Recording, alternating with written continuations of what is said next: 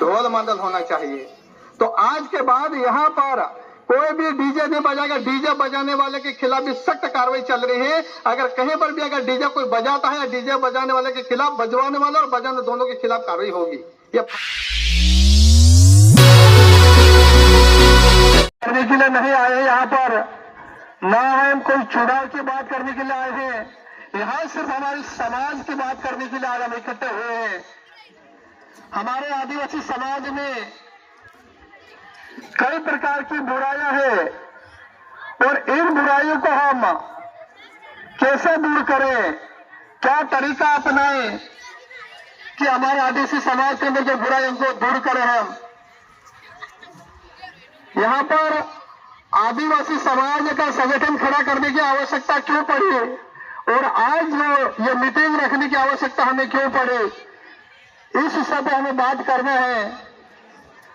यहाँ पर झाबुआ जिले में हमने कई मीटिंगें करी, कई सभाएं करी और उन मीटिंगों के माध्यम से, उन सभाओं के माध्यम से आदिवासी समाज के अंदर जो बुराइयां हैं उन बुराई के बारे में चर्चा करी, बातचीत करी। प्रत्येक गांव से प्रमुख व्यक्ति आए और उनके माध्यम से हमने सबने अपने अपने विचार रखे और विचार रखने के बाद मोटे मोटे तौर से बड़ी 3 बीमारी निकल के आई थी और वो 3 बीमारी की वजह से हमारा आदिवासी समाज गरीब है, कोटा गुजरा जाने की आवश्यकता पड़ी, कई प्रकार की समस्या खड़ी है और वो निकल के आए 3 विषय है। दारू, दहेज और डीजे। दारू, दहेज, डीजे ये 3 बड़ी बीमारी है। एक कैंसर का रूप है, एक कोरोना वायरस है। वास्तव में अभी यहाँ पर बहुत बड़ी संख्या में हमारी माता बहनें बैठी है। मैं अभिवंदन करता हूं इन सबको और कुल मिलाकर के हमारा अभियान इन बहनों का हक, अधिकार और इनका जीवन जो अंधकार में जा रहा और उसी विषय को लेकर के आज यहाँ पर इकट्ठे हुए हैं। आज हमारे आदिवासी समाज में बेटी और बेटा में मतभेद खड़ा कर दिया। हो रहा कि नहीं? आज यहां मैं कोई भाषण देने नहीं आया हूं। लड़की और लड़के में अंतर स्पष्ट कर दिया, एक मतभेद खड़ा कर दिया, एक दीवार खड़ी कर दी। क्यों? लड़की भी अपनी है, लड़का भी अपना है, खून दोनों हमारे एक के हैं, फिर भी दोनों में अंतर क्यों? लड़का बड़ा होता है, जगह जमीन जायदाद हर चीज लेता है, बात है हर संपत्ति के ऊपर अधिकार जमाता है, पर बेटी ने ऐसा कौन सा गुनाह किया कि बेटी को हमने नर्क के द्वार भेज दिया? बेटी के हमने एक नर्क के द्वार पे भेज दिया, बेटी के लिए हमने धंधा खोल दिया। ऐसा क्यों? बेटी पैदा करके हमने गुनाह किया क्या? बेटे और बेटे में अंतर क्यों? फिर ये हमें सोचना पड़ेगा, हमें समझना पड़ेगा। हमारा आदिवासी समाज के अंदर जन जागरण का भाव पैदा करना पड़ेगा कि बेटी बेटा में अंतर क्यों। आज हमारे भाई पहले क्या बेटियां बड़ी होती थी तो सगाई करने के लिए आते थे, 4, 5, 8, 10 जो भी आदमी आते थे घर पे आते थे, पूरे गांव वालों को पता रहता था कि आज मेरे लड़की की सगाई करने के लिए आए हैं, मेहमान आए हैं, बड़ी खुशी मनाते थे। पर आज ऐसा हो रहा क्या? आज हमारी बहन बेटी की सगाई कहां पर होती है? मंडियों में होती है, चौराहे पे होती है, रोडों पे होती है। ऐसा क्यों? ये प्रश्नवाचक चिन्ह लगा और सोचने वाली बात है, ऐसा क्यों हो रहा है? और आज हमारे बेटी की सगाई करते हैं, कहते हैं कि हमारे जमीन का घर से हमने सगाई कर उस दिन से लुटने का काम प्रारंभ कर दिया। भाई बेटी भी अपनी है, बेटा भी अपना है, बेटी ने ऐसा कौन सा गोदाम बेटी के साथ अन्याय कर रहे? तो वास्तव में बेटी की सगाई घर पे होना चाहिए, ना कि बाजारों और गलियों में, मोहल्ले में होना चाहिए। तो बेटी के ऊपर सिर्फ हमने धंधा बना के रखा है। और दहेज वाली बात आती है तो दहेज लेना और देना दोनों कानून अपराध है। दहेज लेने वाला भी जेल में जाएगा और देने वाला भी जेल में जाएगा। कानून बना हुआ है फिर भी उसका कानून का उल्लंघन करता हुआ हम कहीं कहीं गलत कदम उठा रहे। ऐसा क्यों? आज तक कोई भी भाई कानून का फॉलो करवाने वाला है, कानून का पालन करवाने वाला हमारे समाज में नहीं जगा। हमारे आदिवासी की परंपरा बना ले, संस्कृति बना ले, चलो ठीक है चल रहा, आदिवासी समाज में चलता है, ये कल्चर बना के रखा। क्यों? दहेज लेना चाहिए क्या? नहीं लेना चाहिए। दहेज लेना और देना दोनों कानून अपराध है। कानून में लिखा है कि दहेज लेने वाला भी जेल में जाएगा और देने वाला भी जेल में जाएगा। कानून बना हुआ है, हम उस कानून का पालन करवाने के लिए आज आदिवासी समाज का संगठन खड़ा करने की आवश्यकता पड़ी। होना चाहिए कि नहीं होना चाहिए? क्या दहेज लेने वाला देने वाला दोनों जेल जाना चाहिए कि नहीं जाना चाहिए? जाना चाहिए। क्यों? क्या बेटे और बेटा में अंतर क्यों? बेटे ने ऐसा कौन सा गुण है? क्या बेटी बाप का घर जोड़ के जाती, बाप को कमा के देके जाती, फिर भी बेटी को हमने नर्क के द्वार भेजा, बेटी के लिए धंधा खोल के रखा, बिजनेस कर लिया हमने। ऐसा क्यों? तो आज के बाद कोई भी भाई अपनी लड़कियों का, अपनी बेटी का दहेज सिर्फ घर पे तय करेंगे, ना कि गलियों चौराहों पर, रोडों पर और मंडियों में। हमारी बेटी कोई मंडी में बिकने वाली सब्जी भाजी नहीं है, हमारी बेटी कोई कपास नहीं है, हमारी बेटी बेटी होती है। तो बेटी का हम दहेज किस प्रकार से तय करें और मंडी और रोडों पे जाके? क्यों? ऐसा होना चाहिए क्या? आज के बाद जितने भी भाई यहाँ बैठे हैं, जितनी माता बहना बैठे, सबसे मैं अगला निवेदन करता हूँ कि आज के बाद हमारे गांव से कोई भी मंडियों में दहेज तय करने के लिए नहीं जाएगा। पहली बात तो दहेज लेना देना दोनों कानून अपराध है। यहाँ पे दहेज लेना देना दोनों कानून अपराध है। यहाँ पे दहेज नहीं लेना चाहिए। अब क्या करते हैं? 3-3 लाख, 4-4 लाख, 5-5 लाख रुपए दहेज तो लेते हैं, बेटी की शादी करते हैं। अब बेटी की शादी करते हम कहते हैं कन्यादान करा। कन्यादान कर रहे क्या? हम कन्यादान नहीं कर, हमने बेटी का घर उजाड़ दिया, बेटी का घर हमने लूट लिया, बेटी के घर में हमने डाका डाला, बेटी का दहेज लिया और उसी दहेज के पैसों से हम कन्यादान करते। कन्यादान किसको कहते? हमारे घर के पैसे दे करके हमें कन्यादान करते, खुशी खुशी बेटी जा कमा के खाना, सारा सामान बेटी को देते हैं, उसको कहते हैं कन्यादान। जो दहेज के नाम पे 1 भी रुपया नहीं लेते उसको कहते हैं कन्यादान। हमने तो पहले से बेटी का घर लूट लिया ना, पहले से बेटी को नर्क के द्वार भेज दिया ना, तो हमने कन्यादान करा कहां? और कन्यादान के समय क्या करते? तो पलंग पेटी लाके दे रहा है, कोई पंखा दे रहा, कोई टीवी दे रहा, कोई गाड़ी रजे दे रहा है। पर क्या लगता है कि हमारी बहनें, हमारी बेटी है, वो पलंग पेटों पर सोई क्या, वो गाड़ी रजे उड़ी क्या, वो पंखे की हवा खाई क्या, वो टीवी देखी क्या? किसने देखा? पहले से हमने बेटी का घर तो बर्बाद कर दिया था, तो हमारी बेटी किसने देखा कि वो गोदड़ा गावे तुम्हारे पलंग पेटे पोटले बांध के डागले पे फेंक के चले गए कोटा गुजरात। कहां हमारी बेटी भूखे प्यासी नंगी इधर उधर की ठोकरें खा रही, फिर कहते हमारी बेटी ना वार त्योहार आ रही, ना कोई मरे, वो कहीं पर भी नहीं आ रही। क्यों आएगी? वो आपने पहले नरक में भेज दी उसको, पहले कर्जे में डाल दी उसको। तो वास्तव में यह सबसे बड़ी भूल है और यह परंपरा सिर्फ हमारा आदिवासी समाज में है और इन परंपराओं को हमें खत्म करना पड़ेगा। बेटी बेटा का समान अधिकार हमें दिलाना पड़ेगा। ये दुख की बात है। तो बेटियों का दहेज लेना देना दोनों कानून अपराध है। यहाँ पर आदिवासी समाज संगठन के तौर पे काम खड़ा कर, यहाँ भाषण देने के लिए हम नहीं आए। पूरे झाबा जिले में 688 समथिंग तड़वी पटेलों का हमारा सम्मेलन होता और सारे नियम कानून कायदे बना करके लागू कर दिया और चल रहा उस हिसाब से। जो भी व्यक्ति इन नियमों का पालन नहीं करता है, कानूनों का पालन नहीं करता, सीधा उनके खिलाफ कार्रवाई होगी, उनको जेल भोगना पड़ेगा। फिर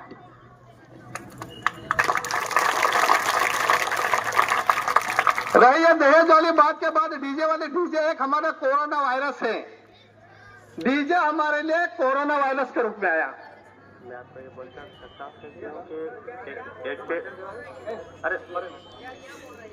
पर डीजे आने के बाद हमारी संस्कृति खत्म कर दी, हमारे बच्चों के संस्कार भी खत्म कर दिए। हुआ कि नहीं हुआ? डीजे की वजह से, डीजे एक कोरोना वायरस है और डीजे की वजह से हमारी संस्कृति खत्म कर दी, हमारे संस्कार खत्म कर दिए। तो माँ बहन बेटे बहू कोई भी नहीं, सब एक तरफ हो गए। शादी में नाचते हैं कि नाचते? सब कैसे नाचते? किसने देखा कौन बहन है, कौन बेटी है, कौन भाभी है, कौन भाभी है? कोई कुछ भी नहीं। पूरा चरित्रहीन करके रख दिया डीजे ने। तो कोरोना वायरस है कि नहीं है? Corona virus. क्या डीजे बजना चाहिए, ढोल मंडल से नाचना चाहिए? हमें ढोल मंडल होना चाहिए। तो आज के बाद यहाँ पर कोई भी डीजे नहीं बजाएगा। डीजे बजाने वाले के खिलाफ भी सख्त कार्रवाई चल रही है। अगर कहीं पर भी अगर डीजे कोई बजाता है, डीजे बजाने वाले के खिलाफ, बजवाने वाला और बजाने दोनों के खिलाफ कार्रवाई होगी, ये फाइनल है। यहाँ एसपी साहब ने खुद इस अभियान को लेकर चले हैं और यहाँ के मुख्यमंत्री ने स्पष्ट बोल के रखा है कि ध्वनि प्रदूषण पर सख्त प्रतिबंध लगा रखा है। तो वास्तव में डीजे की वजह से तो फिजूल खर्चे हमारे हो रहे हैं ना यहाँ पे। जो अब डीजे बजने से क्या होता है, नहीं करते हैं, मान के 2 लाख का कर्जा फालतू एक बोझ के रूप में हमारे पे आके पड़ा है। अगर डीजे बजेगा तो दारू भी पिएंगे ना, डीजे बजेगा, दारू की आवश्यकता पड़ती है। तो इसीलिए डीजे सख्त प्रतिबंध है। इतने वयम जो ढोल मादल के साथ हमारी शादियां होना चाहिए, हर प्रोग्राम में हमारे ढोल मादल का उपयोग होना चाहिए। ये हमारी संस्कृति को बचा रहे। हमारा आदिवासी आदि अनादिकाल के धरती के मालिक है। हम हमारे वाद्यों को कैसे भूलेंगे? तो हमारे ढोल मादल को हम कभी भी नहीं भूलेंगे। इसलिए सख्त प्रतिबंध लगेगा डीजे के ऊपर। डीजे नहीं बजाएंगे हम लोग। रही बात है दारू वाली बात आती है, हमारा मकसद किसी को भगत बनाना नहीं है। हमारा मकसद किसी को भगत बनाना नहीं है, परंतु शादी में 50-50 हजार के लाख रुपए की दारू जो बढ़ती है, उस दारू के ऊपर प्रतिबंध होना चाहिए। क्यों? वो फिजूल खर्चा, फालतू खर्चा है। इसके लिए भी नियम बना हुआ है। हम पहले मोहड़े का दारू अगर शादी करते हैं तो मोहड़े के दारू को निकाल के धार डाल दो, पियो, कोई दिक्कत नहीं, पर अंग्रेजी दारू के ऊपर सख्त प्रतिबंध है। क्योंकि फालतू है, फिजूल खर्चा है, बेमतलब का खर्चा है। नहीं करता। हमारे आदिवासी गरीबी का कारण, कोटा गुजरात जाने का कारण दारू, दहेज, डीजे, 3 बड़े विषय, और इन विषयों में जो फालतू खर्चा हो रहा है उस खर्चे को हम कम करेंगे तो हमारे परिवार सुखी रहेगा। हमें कोटा गुजरात जाने की आवश्यकता नहीं पड़ेगी, सूरत जाने की आवश्यकता नहीं पड़ेगी। अगर 2 लाख का कर्जा हम कम करेंगे तो अगर उसके बाद भी अगर हम काम देंगे, हम शौक से जाएंगे, मजदूरी करने के लिए जाएंगे, तो मकान बनाने के लिए जाएंगे, चांदी खरीदने के लिए जाएंगे, कुछ अच्छा परिवार, हमारा बच्चे पढ़े स्कूल में, इसके लिए हम काम पे, पर किसी का गुलाम बन के हम काम पे नहीं जाएंगे उस समय। अगर 2 लाख का खर्चा अगर हम कम करेंगे तो क्या लगता है, फालतू खर्चा है कि नहीं है? हमें करना चाहिए नहीं करना चाहिए? खर्चा नहीं करना चाहिए। तो यहाँ पे हमारे जो पता देना समाज बहुत मेहनती, बहुत संघर्षशील, बहुत ही ईमानदार रहता है, पैसे भी अच्छे खासे कमाता है, बहुत मेहनत करता है, पर कहीं न कहीं समय का दुरुपयोग करता है और पैसों का दुरुपयोग कर रहा है। हम पैसे कहाँ उपयोग करना चाहिए, इस चीज का हमें कोई भान नहीं रहता। हम दारू पीने में, कहीं न कहीं गलत चीजों पे हमारा जो असली धन कमा लगा देते हैं, इसलिए हम गरीब हैं। और यहाँ पर जो नियम बना है, लड़की की सगाई सिर्फ घर पे होना चाहिए, ना कि बाजारों में और मंडियों में। हमारी लड़की कोई कपास की गांठें लेने का मंडियों में ले जाके बेचे, ये तय किया गया है आदिवासी समाज सुधार के माध्यम से। हमारी लड़की के सगाई आज से करेंगे तो घर पे करेंगे, बाजारों में नहीं करेंगे। और सगाई करते समय लड़की लड़के दोनों की सहमति होना भी अनिवार्य है। इन चीजों का भी हमें ध्यान रखना चाहिए। कभी कभी क्या करता है, हमारा माता पिता जबरदस्ती सगाई करते, फिर लड़के कहीं और भाग जाती हैं, या लड़का कहीं और से लड़की लाता, तो विवाद खड़ा होता, झगड़े की जड़ बन जाती है। ऐसा भी नहीं होना चाहिए। और दहेज के रूप में हमने दहेज तय नहीं किया है। दहेज लेना देना दोनों कानून अपराध है, पर हमने जो खर्चा, जो आदिवासी भाई जो गरीब है, जो लड़की का खर्चा शादी करने के लिए खर्चा नहीं कर सकता है, उस हिसाब से हमने 1 लाख रुपए तय किया गया है कि 1 लाख रुपए लड़का लड़की के पिताजी को देगा और उस खर्चे से लड़की की शादी करके अपने पति के यहाँ विदाई करेगा। दहेज लेना देना दोनों को नहीं, मैं दहेज की बात नहीं कर रहा, मैं लड़की की शादी का खर्चा जो बाप नहीं कर सकता है उसके लिए 1 लाख रुपए तय किया है। वो लड़का लड़की के पिताजी को देगा 1 लाख रुपया और उस खर्च से लड़की की शादी करके पति के घर विदाई करेगा। होना चाहिए कि नहीं होना चाहिए? और 1 किलो चांदी, कितने? 1 किलो चांदी। होता क्या है कि एक और दहेज में अनाज से नाप ले लेते, 2-2, 3-3 किलो चांदी भी मंगा लेते हैं। सामने वाला लाता है या तो फिर ब्याज से पैसे निकाल के लाता है, या जमीन गिरवे कर रख के लाता है, या सोनार के यहाँ जाकर उधार जाके लाता है। तो लड़की की शादी होने के जो 2 किलो चांदी लाया था ना, वो 2 किलो क्या 500 ग्राम भी लड़की के पास में रहेगी, 1, 2, 3 आने में वापस गिरवे रख देगा। होता कि नहीं होता? तो कर्जा है ना। एक तो क्या चांदी आधी कीमत में लेगा ना, वो पूरी कीमत लाख रुपए में चांदी लाख रुपए तो देगा नहीं, वो आधी कीमत में गई, तो कर्जा है ना एक तरह से। तो अगर लड़का दहेज नहीं देगा और चांदी फालतू खर्चा नहीं करेगा तो घर पे कितनी भी चांदी खरीद के दे सकता है। और जो गांव खर्चा रखा था अपने 5,000 रुपए, जो 50-50 बोल रहे थे झापा तरफ, कितने लेते गांव खर्चे दादा? 25,000। तो अपने आदिवासी समाज सुधार के माध्यम से अपने 5,000 गांव खर्चे के रूप में रखा गया यहाँ पे। तो इस प्रकार से मोटे मोटे तौर से यहाँ पर है पटेल के 2,000 रुपए रखे गए हैं। ऐसा नियम बहुत सारे बना है, पर मोटा जो दहेज वाली मामला आता है, हम दहेज लेना देना दोनों कानून अपराध मानते हैं। 1 लाख रुपए और किलो चांदी का हमारा अभियान चल रहा है, और इस अभियान के माध्यम से आदिवासी समाज जो पूरे झाबुआ जिले में अभियान चल रहा है। ऐसा नहीं खाली यहाँ झाबुआ में, हमारे थाना विधानसभा में प्रत्येक गांव में आप जाकर देखोगे तो जो हमने तय किया वो आज भी चालू है। वहां पे एक भी आदमी आपको ये नहीं बोला कि हमने 2 लाख लिए 3 लाख लिए। और जो लड़के भाग जाती हैं, उसके लिए हमने तय किया 2 लाख रुपए। 2 लाख कैसे कि 1 लाख रुपए चांदी के दे दो उसके पिताजी को, 1 लाख रुपए जो अपने खर्चे के तौर पे दिया है तो 2 लाख देके उसको खत्म करो मामला। तो इसके लिए हमने 2 लाख रुपए तय किए। और अगर जो लड़की सगाई करी हुई अगर भाग जाती है या 5,000 10,000 रुपए अगर दिए ले रहते हैं, उसको डबल देना। 10,000 अगर सगे करी हो, लड़की चली जाती कहीं और, तो 10,000 के 20,000 देना है, और 20,000 हो तो 40,000 देना। यह तय हुआ है। और अगर शादीशुदा लड़का, अगर जिसने शादी कर रखी है, उसके बीवी बच्चे हैं, वो अगर औरत ले आता है दूसरी औरत, उसके लिए 10 लाख रुपए जुर्माना तय किया गया है।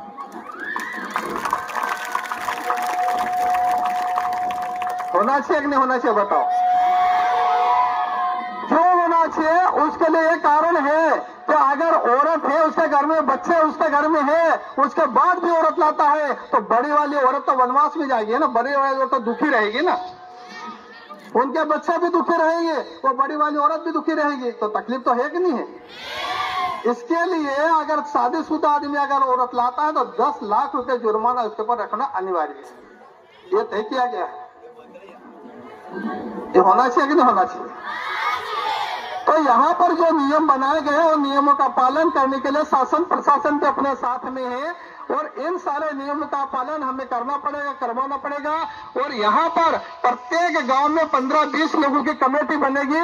उसमें तड़वी है गांव का, तड़वी को पावर दिया, तड़वी प्रमुख है, गांव का राजा है, और तड़वी के माध्यम से 15-20 लोगों की कमेटी बनेगी, और पूरे गांव का नेतृत्व वो कमेटी के माध्यम से करेगा। हमारे गांव में कौन आदमी कहाँ गलती कर रहा, क्या कर रहा, क्या नहीं कर रहा, वो कमेटी के माध्यम से सूचना मिलेगी, उसके खिलाफ सीधी कार्रवाई होगी। होना चाहिए कि नहीं होना चाहिए? समिति बनना चाहिए, गांव बनना चाहिए कि नहीं समितियां? क्योंकि तड़वी पूरे गांव का नेतृत्व तो भले करता है, तड़वी गांव का राजा है, पर हर घर हर फले में तड़वी नहीं जा सकता। इसलिए आपने सोचा कि प्रत्येक फले से 2-2, 3-3 व्यक्ति चुन करके एक गांव की कमेटी बने, 15-20 लोगों की कमेटी बने, और उस कमेटी के माध्यम से उस गांव का नेतृत्व हो। हमारे गांव में क्या समस्या, क्या तकलीफ है, कहाँ लड़ाई झगड़ा हो रहा है, वो सारी समस्या का समाधान हमारे गांव में बैठकर कमेटी के माध्यम से करेंगे, ना कि थाने कोर्ट कचहरी जाने की हमें आवश्यकता नहीं। होना चाहिए कि नहीं होना चाहिए? हमारे गांव में ही झगड़ा समाप्त होना चाहिए, थाना कोर्ट कचहरी में जाने की आवश्यकता नहीं होना चाहिए। तो यहाँ पर बोलने वाले वक्ता बहुत है, और समय को ध्यान में रखता हुए मैं मेरे वाणी को यही विराम देता हूँ। जय राम।